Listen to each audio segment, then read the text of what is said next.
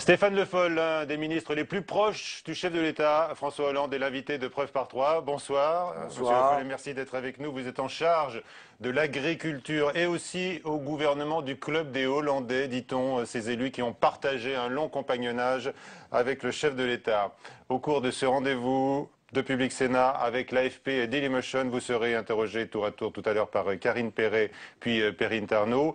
D'abord, entre coup de rabot du quotient familial et annonce qu'il faudra travailler plus longtemps pour partir en retraite, est-ce que le chef de l'État est condamné aux annonces et aux réformes douloureuses ?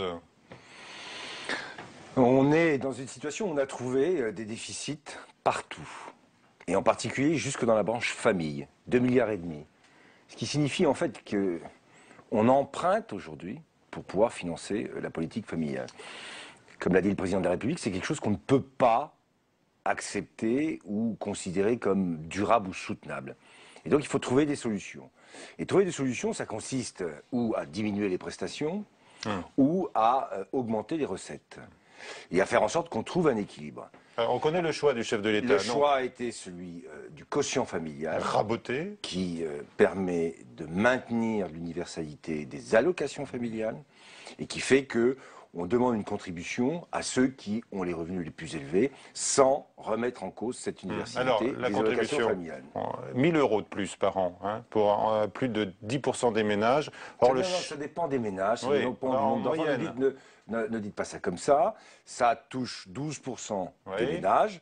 12% des ménages qui ont les revenus les plus élevés. C'est un effort qui est demandé. Je sais que c'est toujours difficile d'accepter l'idée de faire des efforts. Mais comme on est dans la situation que j'évoquais tout à l'heure, 2,5 milliards à emprunter ou à trouver une solution, il faut qu'on le fasse avec l'idée de la justice. Certains disent on peut faire des économies plutôt que d'augmenter encore les impôts. Je vous rappelle, Stéphane Le Foll, qu'il y a 15 jours. Il y a 15 jours, vous allez voir, vous allez être très déçus par la réponse. Mais non, mais parce que ceux qui vous disent ça, que ça soit sur la défense, quand on maintient le budget, ils disent « Ah, il ne faut pas toucher au budget de la défense ». Que ça soit sur les allocations familiales, il ne faut pas toucher aux allocations familiales. Que ça soit sur le budget de la police ou de la justice, ah, il ne faut pas toucher au budget. Ils vous disent tous qu'il faut faire des économies, mais personne n'est capable, et l'opposition en particulier, de dire où. Et à chaque fois qu'on en fait, ils sont là pour critiquer. Donc il faut être clair et net. Oui, il faut qu'on fasse des économies. Oui, on demande des efforts pour redresser une situation dont on hérite et qu'il va bien falloir changer, parce que sinon c'est le modèle lui-même qui est remis en cause. Mais il y a 15 jours à peu près, le chef de l'État avait dit qu'il n'augmenterait pas la pression fiscale sur les Français. Là, il y a une contradiction en un temps record. Non, il n'y a pas de contradiction. On a dit depuis le départ qu'il y avait un problème sur les allocations familiales. On avait parlé de la modulation des allocations familiales. Et il avait même dit, le chef de l'État, dans son interview à France 2, on ne va pas reprendre d'une main ce qu'on donne de l'autre, c'est absurde. Exactement. Et on garde la logique des allocations familiales et on trouve une solution pour limiter un déficit qui, je le répète, conduit à emprunter pour assurer cette politique. Moi, je veux bien qu'on considère que c'est ça la solution. C'est pas la solution. Tout le monde a compris. L'hypothèse qui semblait tenir la corde il y a quelques semaines encore, c'était donc la modulation des allocations familiales. Est-ce que vous pouvez nous dire ce soir que François Hollande a été un petit peu sous l'influence de la manif pour tous et des manifs pour tous? Est-ce que ça a pu peser dans son choix? Ne pas braquer l'opinion? Le choix qui a été fait, c'est celui qui consiste à se dire, il y a un modèle, il a ses atouts, ce modèle, il a prouvé d'ailleurs son efficacité, et en même temps, il n'est pas aujourd'hui en situation d'assurer sa pérennité. Donc qu'est-ce qu'on fait? On garde le modèle. Les allocations familiales, ça, c'est un choix qui a été fait par la France, qui conduit à une natalité qui est plus importante en France qu'ailleurs, et qui doit rester ce modèle. Et en même temps, comme on a un problème de financement, il faut qu'on essaye de trouver les solutions justes pour assurer la pérennité de ce modèle. Est-il vrai que le chef de l'État a redouté, au pire de la manif pour tous, d'ailleurs qui s'est encore manifesté ce mardi lors de sa venue à Marseille, est-ce qu'il a redouté que la situation du pays lui échappe? Non. Je n'ai jamais entendu dire que la situation du pays pouvait lui échapper. On a parfaitement mesuré, et lui, le premier, ce qu'était la mobilisation, et ce que serait d'ailleurs la mobilisation sur un débat de société où on connaît les réticences, les résistances à certaines évolutions et à certains progrès. Il n'y a qu'à se rappeler dans l'histoire, que ce soit sur l'IVG, que ce soit sur le Pacs, on a eu des débats qui ont toujours été compliqué. Donc on savait ça. D'accord. Pas pour autant qu'on était en train de se demander, et le président de la République surtout, moi je ne l'ai jamais entendu dire quoi que ce soit qui consiste à dire c'est en train de nous échapper. D'accord. Alors on n'a pas parlé des retraites, je vous avais posé la question d'emblée également. Est-ce que là également, donc tout le monde devra contribuer à l'effort nécessaire, les déficits, vous les rappelez, en tout domaine, les actifs, les retraités, les entreprises, les fonctionnaires. C'est manifestement la recommandation de la Commission pour l'avenir des retraites. Là aussi, il faut se préparer à des mesures douloureuses. Qu'est-ce qu'il y a, là encore, sur la table? Un système de retraite essentiel, la répartition. C'est ce qui assure la sécurité pour la retraite. Et il faut avoir comme stratégie de préserver cette idée que pour les générations qui commencent à travailler, il y aura bien une retraite au terme de leur activité et de leur vie professionnelle. C'est ça l'enjeu. Sinon, on passe avec un système qui va être celui de la capitalisation. Chacun se fera sa propre retraite. Donc il faut qu'on assure ce socle de solidarité. Et c'est pourquoi, par rapport au déficit qu'il y a entre ce que sont les prestations versées pour les retraités et les cotisations qui sont prélevées, il faut qu'on trouve les moyens d'équilibrer ce système. Parce que ce qui est important, c'est le système, c'est la répartition. C'est ça qui est important. Très bien. On pourrait citer d'autres réformes également. Mais est-ce qu'aujourd'hui, gouverner donc s'apparente à du masochisme? Gouverner dans une situation difficile, c'est difficile, par définition. Si les choses étaient plus faciles, vous ne m'auriez pas posé la question comme ça. Vous avez dit il y a un instant, vous avez découvert l'ampleur des déficits. On a entendu également le chef de l'État dire au début de son quinquennat qu'il avait découvert l'ampleur de la crise. Non. Ce qu'on a dit, c'est que par rapport à ce que nous savions, et on savait que ça serait difficile et qu'on était dans une crise. C'est vrai que la profondeur de la crise, la preuve, c'est que toutes les perspectives de croissance ont été revues à la baisse, que ce soit au niveau européen, que ce soit au niveau de l'OCDE, que ce soit au niveau du FMI. Il y avait bien donc quelque chose qui s'est passé, qui était encore un peu plus grave que ce qu'on avait prévu. Personne n'a nié la crise.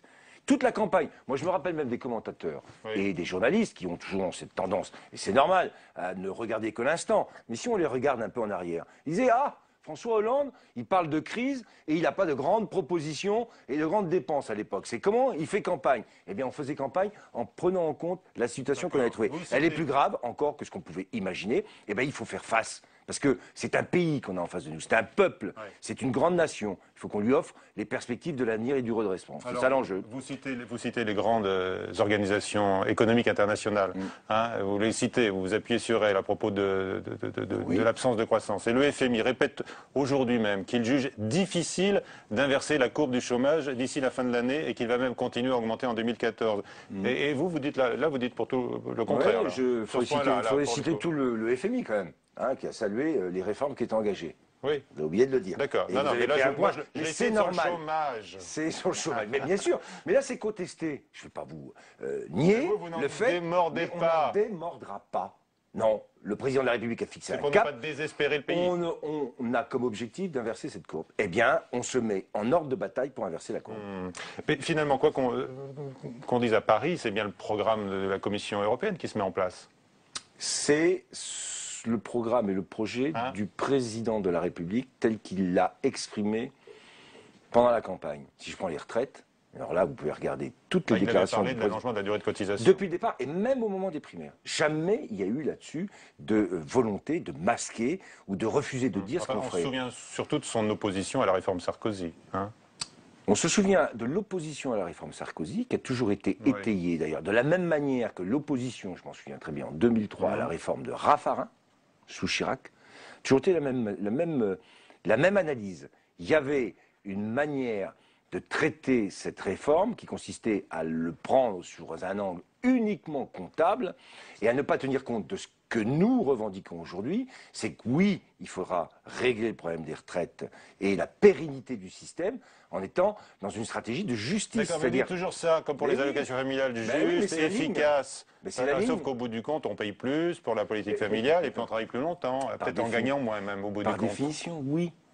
On est dans une logique d'effort qui est demandée et en même temps qui est fait avec le souci de la justice. Mais oui, c'est ça. Et ça a été dit et répété pendant toute la campagne. On ne va pas changer maintenant. C'est la marque. Je vous interrogeais sur la commission de Bruxelles, qui surveille de très près qui les réclament, les réformes structurelles engagées ou espérées en France, Stéphane Le Foll. Est-ce que vous partagez l'indignation du président socialiste de l'Assemblée nationale, Claude Barthelone, pour qui la Commission européenne représente un déni de démocratie? Elle est contre le suffrage universel, dit-il, et elle alimente par ses injonctions le rejet de l'Europe. Moi, je ne dirais pas ça. Je dirais simplement que la Commission a un rôle qui est de faire respecter des traités qui ont été signés par des États, qui ont été élus, par des gouvernements et des chefs d'État de manière démocratique, et qu'elle doit s'en tenir à cela. Et que c'est vrai que dans l'expression qui a été celle du président de la Commission, on a eu droit à une espèce de discours de politique générale qui n'avait pas à être fait par le président de la Commission. La France est souveraine, la France a décidé, la France a choisi, elle respectera ses engagements, mais en même temps on n'est pas là pour dire à la France, voilà ce qu'il faut faire. Même si dans les faits c'est la même chose. Hein. Mais dans les autres, c'est pas la même chose, parce que c'est le décalque, les notaires, les taxis, enfin je veux dire, le président de la Commission est allé dans le détail. D'accord, on sur lui les demande professions pas ça. qu'il faut libérer. Alors, on lui demande pas ça. La Commission européenne, tiens, je vous donne l'occasion de la féliciter peut-être aujourd'hui, puisqu'elle engage un bras de fer avec la Chine en instaurant des taxes temporaires sur les panneaux solaires. Voilà, vous saluez cette initiative. Est-ce que c'est la victoire également de la France sur l'Allemagne qui avait dit non?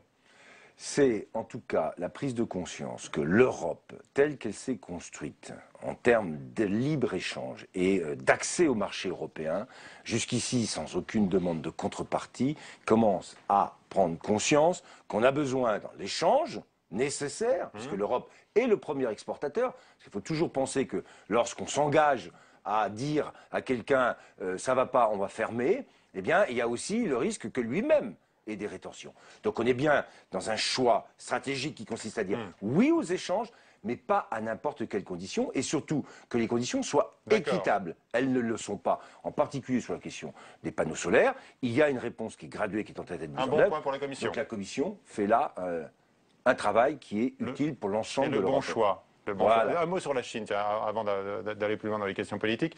Est-ce que ça vous inquiète, tous ces investissements chinois, notamment en France, dans le domaine de l'alimentaire ou du vin? On a vu qu'un groupe chinois avait racheté, par exemple... Alors moi, ce que j'ai constaté quand je suis allé en Chine, c'est que... Les producteurs de saucissons, les marques les plus connues. Moi, quand je suis allé en Chine, ce que j'ai constaté, d'abord, c'est que la France, au travers des vins en particulier, est le premier exportateur ou le premier producteur ou vendeur de vin en Chine. Il y a un intérêt des Chinois pour l'histoire et la culture française, et en particulier sur le vin. Donc il faut qu'on soit capable aussi d'être à la hauteur. Ils ont investi. Ils veulent. On ouvre les bras. Non, j'ai pas dit qu'il fallait ouvrir.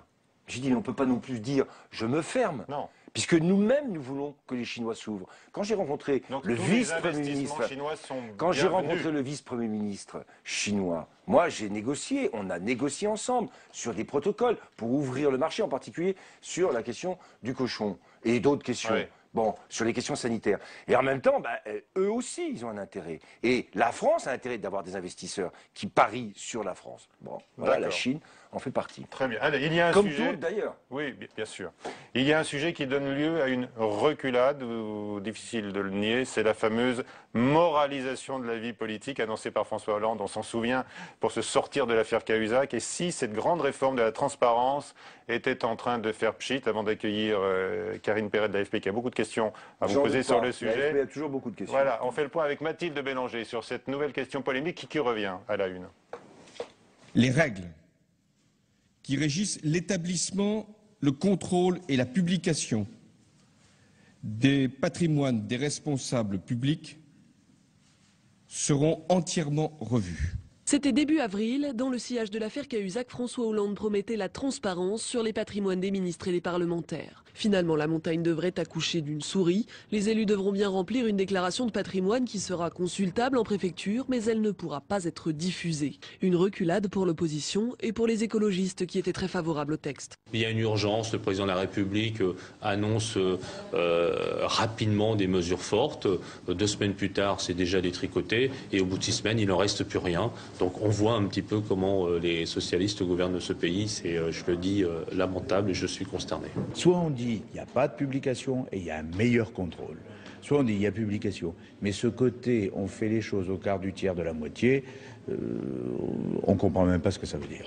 Mais pour la plupart des parlementaires, le compromis est une victoire. À droite comme à gauche, presque tous les élus s'étaient opposés à la publication de leur patrimoine. Au premier rang d'entre eux, le président de l'Assemblée, Claude Barthelone, qui avait mis en garde contre une démocratie paparazzi. Les engagements du président de la République vont être concrétisés. Il avait indiqué qu'il souhaitait que le patrimoine des élus soit publié.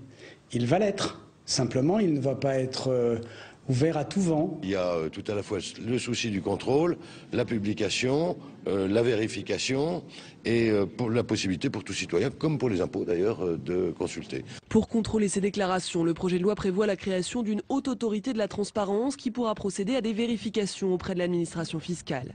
Le texte sera débattu à l'Assemblée entre le 17 et le 19 juin. Voilà, Karine Perret de l'agence France Presse donc nous a rejoint. Karine, bonsoir. Vos questions sur ce débat, on voit les déclarations s'enflamment.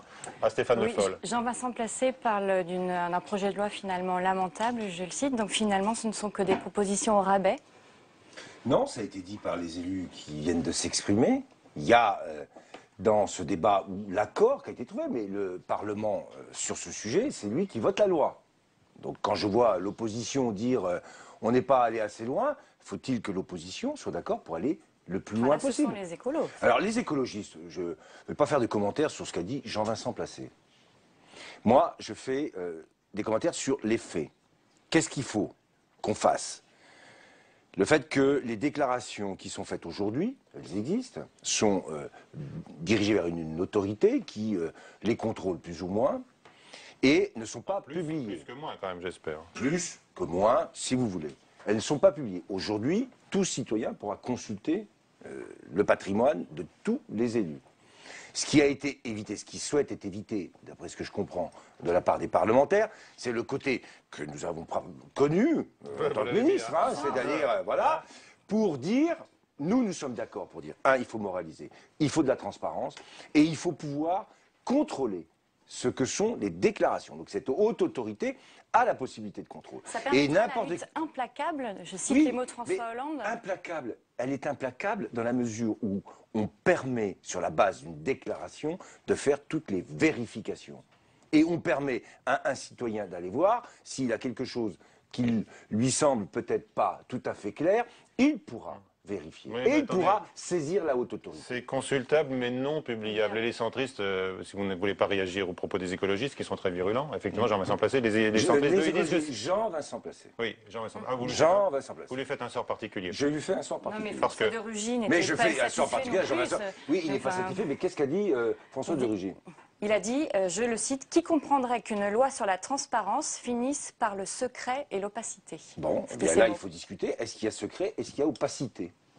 Est-ce que c'est vrai? Ça, c'est un jugement. Et le fait que les métiers, il n'y ait plus de métier, aucun métier interdit au Parlement? Je n'ai pas là-dessus de position définitive, parce que je ne crois pas que la position soit définitive. Il y a un consensus. Il y a un consensus au PS, chez vous. Moi, je n'ai pas d'informations précises sur le sujet, sur quel consensus il y a. On est dans la commission des lois ou on est dans une discussion qui a eu lieu. Moi, pour l'instant, ce que je constate, c'est que par rapport à l'objectif qui est de dire il faut qu'on soit en capacité de savoir ce qu'est le patrimoine pour éviter ce qui a déjà eu lieu et de vérifier. Il y a bien une haute autorité, il y a bien la possibilité de consulter, il y a bien la possibilité de vérifier, il y a bien la possibilité d'engager des poursuites. Et ça participera à la moralisation de la vie publique. Vous n'avez pas l'impression qu'on est en retrait quand même par rapport à ce que rappelait Karine, les grandes intentions martiales du chef de l'État? Elles ont été mises en application pour ce qui est du gouvernement. Là, nous sommes vis-à-vis de l'Assemblée, sur l'ensemble des élus. Il faut qu'on tienne compte de ce que les élus expriment, mais en même temps, la ligne qui avait été définie par le président de la République se retrouve concrétisée. Vous, en tant que ministre, vous avez payé le prix fort, alors vous avez dû déclarer vos 2 maisons, votre moto, votre Clio. Prix fort. Oui, il se trouve que j'avais une Citroën C4 qui a été brûlée, donc je n'avais pas pu la déclarer. Je l'ai perdue en cours de route juste à la fin de l'année précédente. Donc, moi, je n'ai pas payé le prix fort. Je considère que j'ai rien à cacher. Je veux dire, j'ai pas. Moi, mon histoire, elle est claire, elle est transparente. Qu'est-ce que je vais faire? Je vais dire, ah non, surtout, je ne voudrais pas qu'on sache que j'ai une maison au Mans et une autre maison au Mans. Avec ça, tout le monde le sait.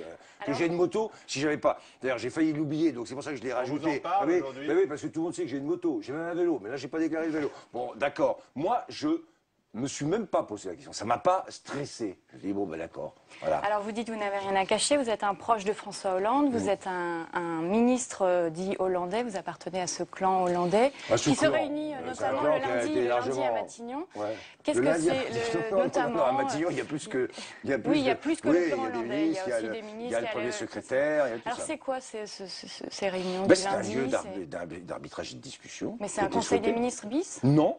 C'est pas un conseil des ministres, c'est un conseil des ministres, on discute des projets de loi ou des communications sur des futurs projets de loi. Là, on discute entre personnes politiques qui se sont... les sujets de la dernière. Le secrétaire, le Premier ministre, ça me paraît normal. Il y a une discussion, elle est franche, elle est claire, elle est transparente. Ça permet d'assurer une cohérence. Et je pense que tout le monde le disait. Où sont les cohérences entre le gouvernement et le parti? Il y avait besoin de ce lieu, il est là et il est très utile.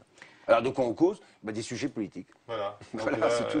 C'est les bonnes leçons que vous avez retenues de la réunion de lundi, là, par exemple, aujourd'hui. Sur le quotient familial, sur les retraites, tout ça, tout est calé là. Bien sûr. Pas calé là, parce que les décisions avaient été annoncées juste avant. Oui, mais on discute. Mais c'est normal. La politique, c'est un art qui consiste aussi à la fois à penser, à exprimer des convictions, à les traduire et à défendre ses positions. Donc voilà, et ça nécessite de la discussion. Je crois que le pire, c'est de s'enfermer. Et de faire comme certains, ça a été vu il y a quelque temps, à la présidence de la République, on s'enferme, on décide tout seul. Ça ne marche pas. Un de vos collègues, Manuel Valls, dit qu'il serait prêt à assumer ses responsabilités. De nouvelles responsabilités. Si on l'appelait pour Matignon. Qu'est-ce que vous en pensez? Je reconnais là votre exactitude et votre précision. Si il se trouvait qu'on l'appelait. Bon, ben voilà, il a tout dit. C'est si. Et qui décide? C'est le président de la République. Pour l'instant, il l'a dit aujourd'hui. Il a dit clairement, voilà, il y a un gouvernement, il continue. Il dit qu'il le jour viendra pour dans 10 ans. Donc, le jour viendra quand il le décidera. Et si à ce moment-là il y a une proposition, j'imagine que à ce moment-là, Manuel Valls analysera et répondra. Dans 10 ans, il pourrait être le candidat naturel mais à l'Élysée. Vous vous rendez compte que vous me mettez à faire une projection sur 10 ans? Non, mais lui, il l'a fait. Alors, on a envie de votre commentaire. Mais il fait ce qu'il veut. Moi, je ne ferai pas de prospective. Je ne suis pas là pour en faire. Imaginez un peu si j'avais été là en 2009, en vous disant je vais soutenir François Hollande jusqu'au bout et vous verrez, il sera président de la République. Vous m'auriez dit Stéphane Le Foll, décidément, il est un peu bizarre. Est-ce que le chef de l'État l'a remis un peu sèchement à sa place dans cette interview à la Provence? Je ne crois pas. Ce qu'il a dit est assez simple et clair. Qui décide? Le président de la République. Un remaniement, un gouvernement. Alors c'est le président de la République qui décide. Il a dit récemment qu'il n'avait qu'une seule ligne politique au gouvernement. Nous sommes d'accord, vous avez bien entendu. Oui. Et Arnaud Montebourg a dit il y a deux patrons à Bercy. C'est une contradiction. Là, ça n'a pas été calé à la réunion de lundi à Matignon, ça. Mais c'est parce qu'il y a deux patrons qu'il a dit qu'il y avait deux lignes. Justement, il a dit qu'il n'y avait qu'une seule ligne. C'était ça qui était important. NKM qui a été élue largement candidate pour Paris, pour les municipales de 2014. C'est une candidate redoutable? Moi, je me souviens d'NKM, candidate à Longjumeau. Elle a été faire de la politique en banlieue à Longjumeau. Je me rappelle, parce que Longjumeau, histoire socialiste que je connais bien. Et elle avait dit à ce moment-là, je ne quitterai jamais Longjumeau. C'était en 2008. Nous sommes en 2013. Elle a quitté Longjumeau. Et deuxièmement, je me souviens aussi qu'il n'y a pas si longtemps, elle pensait que le ticket de métro était à 4 €. Donc il faut que sur Paris, elle fasse beaucoup de progrès pour s'imprégner de ce qu'est cette ville capitale. Mais elle n'est pas dangereuse quand même pour le PS? Mais tout adversaire en politique doit être respecté. Mais je note quand même qu'il n'y a pas si longtemps, Nathalie Kosciusko-Morizet était à Longjumeau, elle est toujours députée de Longjumeau. Depuis, elle a franchi le cap de la primaire. Oui, mais justement, une légitimité dans la capitale. Ça lui donne la légitimité de l'UMP, qui lui a donné cette légitimité. Mais ça n'empêche pas que je puisse dire qu'il n'y a pas si longtemps, ce n'était pas Paris qui l'intéressait. Donc cette découverte soudaine d'un intérêt sur Paris, il faudra le prouver. Et je rappelle qu'il n'y a pas si longtemps, elle disait que le ticket de métro était à 4 €, ou la baguette est à... 1,10 €. 1,12 €. Ouais, un petit peu plus d'1 €, ça dépend. Il y en a à 85 centimes, ça dépend. Très bien. Ça dépend si c'est une tradition. Si c'est une tradition. Je vois que les courses, voilà, l'AFP... Mais nous sommes candidats à rien, à aucune fonction élective. Bien sûr, mais c'était pour plaisanter. Sarkozy également, qui dit qu'il finalement il pourrait revenir en politique, qu'il est prêt, il le dit hier à Londres. Qu'est-ce que vous en pensez? Il joue l'homme providentiel en quelque sorte. Mais il peut jouer le rôle qu'il veut. Il était président de la République, il a été battu.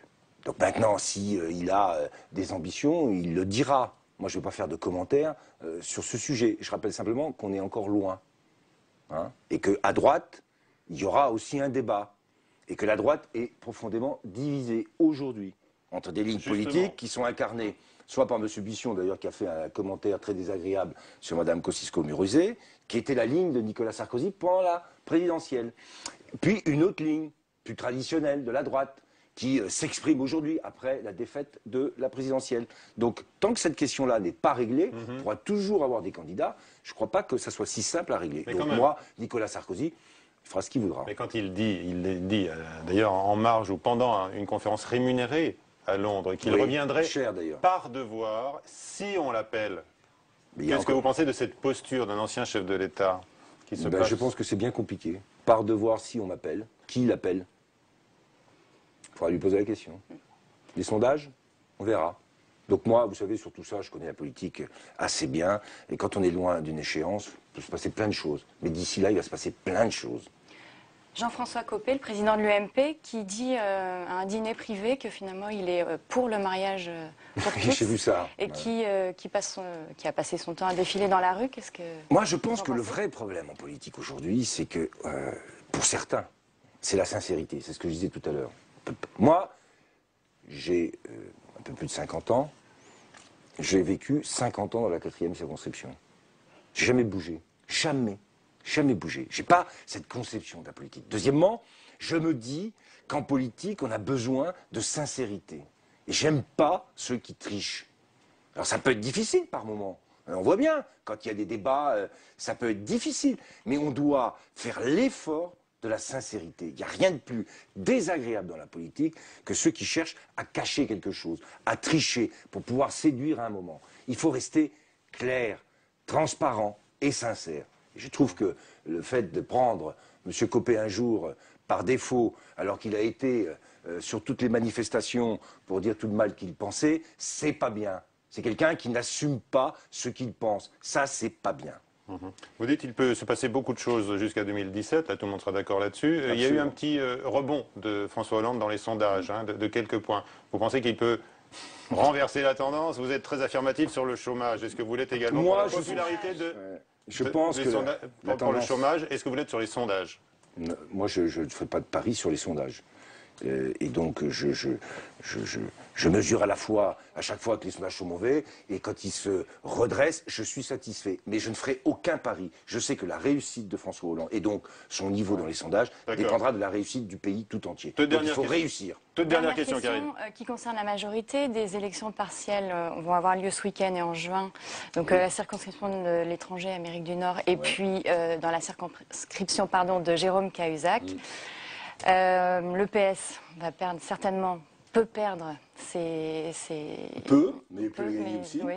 Mais c'est même sa majorité absolue. C'est sa majorité qui est en train d'être rognée petit à petit. Oui, bien sûr. Chaque fois qu'on perd des partiels, ça diminue le nombre de députés. Bon, on a encore un peu de marge, mais c'est vrai que ça devient un sujet. Et en même temps, cette bataille des partiels, on le sait, toute partielle post-victoire électorale, il n'y a plus la dynamique, il y a une faible participation et ça ne bénéficie que très rarement au pouvoir en place. Merci Karine Perret d'avoir été avec nous cette semaine. Alors on dit les Français maussades, que dire des agriculteurs dont le moral comme les cultures, bien sûr, est atteint en ce moment par le printemps pourri. Avant d'accueillir Perrine Tarnaud de Public Sénat pour les questions qui relèvent de votre compétence ministérielle, Stéphane Le Foll, le reportage de Mounir Soussi parmi les sinistrés professionnels de la météo, donc en Seine-et-Marne.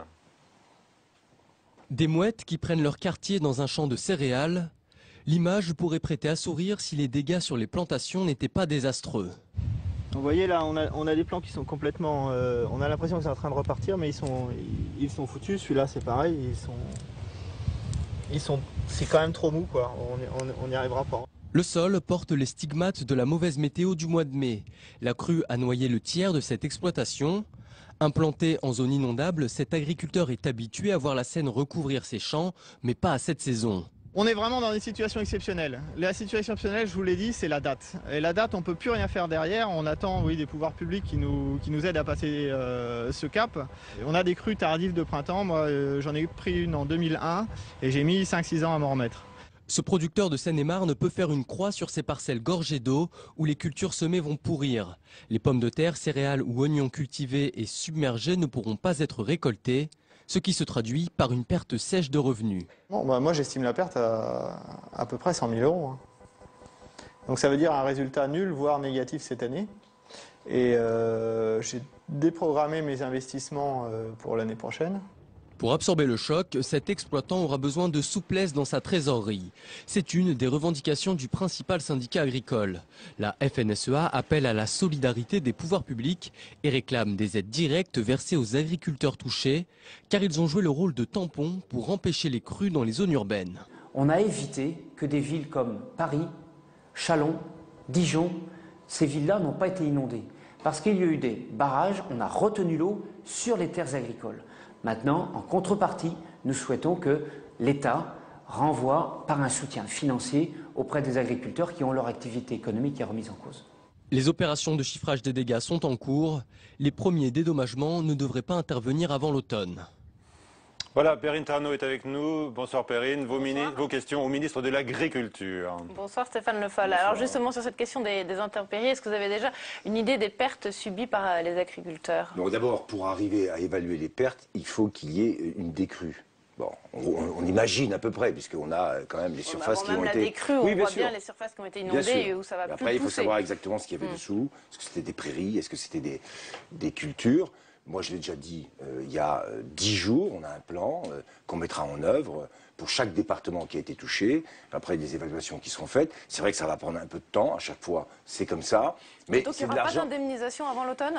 Mais bien sûr que on ne peut pas indemniser sans évaluer. Je veux dire, moi, l'argent public, c'est suffisamment... voilà, tout à l'heure, on me disait, alors, qu'est-ce qu'il faut faire comme économie? Eh bien là, il faut quand même que je sois capable... Et on va mobiliser tout de suite tous les outils qui sont nécessaires, à la fois sur les cotisations, sur les reports, sur un certain nombre d'annuités, sur des possibilités qui seront ouvertes d'utiliser les jachères pour faire du fourrage. On a mis en place un dispositif, on va évaluer, on va regarder, bien sûr on est mobilisé, bien sûr que la solidarité. Je voudrais juste dire par rapport à ce que dit M. Limousin, attention à dire en gros... On a protégé les villes en noyant les agriculteurs. C'est le discours de la FNSEA. Oui, ça je crois, j'ai connu ça. Moi j'ai été inondé. Sauf qu'au Mans, j'ai été inondé en 95, je sais parfaitement. Et le côté, c'est les autres qu'il faut, les autres prennent et tout ça. Non, il faut qu'on soit beaucoup plus dans une idée simple. Oui, il faudra que la solidarité s'exprime. Et elle s'exprimera.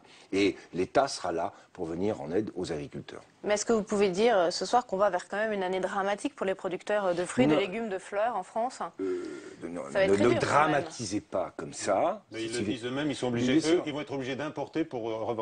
Oui, mais déjà l'an dernier avec les gels, vous avez oublié ça. L'an dernier déjà il y a eu une perte en termes de production, qui a fait que les prix d'ailleurs se sont maintenus. Là aujourd'hui c'est vrai qu'on a un retard sur la mise en végétation ou en production. Et avec, sur certains fruits, des vrais problèmes. Donc là aussi, il y a l'aléa climatique, il existe.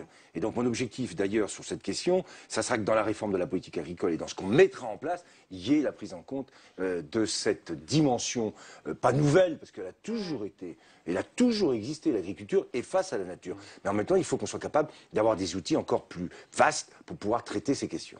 Mais seuls 30% des agriculteurs sont assurés en moyenne dans certains départements. Oui, est-ce qu'il ne faudrait pas une assurance obligatoire à partir du moment où ces aléas climatiques se multiplient? Vous avez absolument raison. C'est que l'assurance privée, c'est-à-dire de l'agriculteur lui-même, ne peut pas compenser les préjudices qui sont liés à des gros aléas climatiques. C'est pas vrai. Donc il faut qu'on assure... il faut qu'on fasse un système collectif.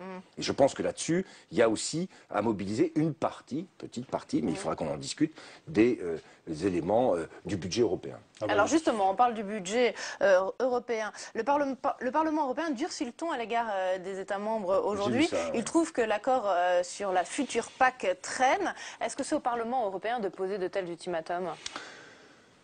C'est au Parlement, au Conseil et la Commission, dans un trilogue, d'avancer pour trouver des solutions. Et je ne crois pas que c'est en se renvoyant la balle pour dire il y en a un qui ne va pas assez vite qu'on va y arriver. Donc moi je suis là, et je l'ai dit d'ailleurs au Conseil informel à Dublin, attention, on a tous une responsabilité autour de la table. Il y avait le Parlement, il y avait l'ensemble des ministres de l'Agriculture, il y avait la Commission. On a tous une responsabilité. Et cette responsabilité dans le trilogue, c'est de faire en sorte que, entre les points qui sont ceux du Parlement européen, ceux qui ont été adoptés par le Conseil des ministres et éventuellement la position de la Commission, là où il y a convergence, on fait accord rapidement. Et là où il y a des points de divergence, on les traite avec un objectif, rapprocher les points de vue. Rapprocher les points de vue. Voilà. Le Parlement européen qui veut aussi visiblement remettre sur la table de négociation des points déjà conclus au dernier Conseil européen, notamment sur le plafonnement des subventions des agriculteurs. Là, il y a un débat qui est historique au niveau de la politique agricole commune. Je connais ce débat par cœur depuis toutes les réformes. McCharry, déjà, plafonnement, même Mme Fischer-Boel, qui était libérale, plafonnement. Et il y a des États, pour des raisons historiques, avec l'Allemagne sur les anciens systèmes collectifs et donc des grandes exploitations, ou le sud de l'Espagne, historiquement très extensif, qui refuseront le plafonnement parce que pour le coup, c'est pénaliser une histoire agricole qui n'est pas la nôtre, qui n'est pas celle d'autres pays. Donc je connais ça par cœur. Il faut que là aussi on soit capable. Moi j'ai proposé depuis le départ, en tout cas la dégressivité des aides. La France a fait une proposition, c'est le paiement redistributif. On change de sujet puisqu'on apprend aujourd'hui la fermeture en Bretagne de 2 sites de Marine Harvest. C'est le leader mondial du saumon, c'est une entreprise suédoise. 450 postes sont menacés. Que peut faire le gouvernement? Mais là, d'abord, cette dépêche est sortie cet après-midi. Je connais un peu Pulawen, Ouest France, oui, mais je vous le dis, moi je n'ai pas été saisi il y a quelques jours avant de cette hypothèse. Comme à chaque fois, le choix qui est fait pour des raisons économiques dans cette entreprise que je ne connais pas, mais dont je vois les sites, en particulier à Pulawen, est fait ou annoncé.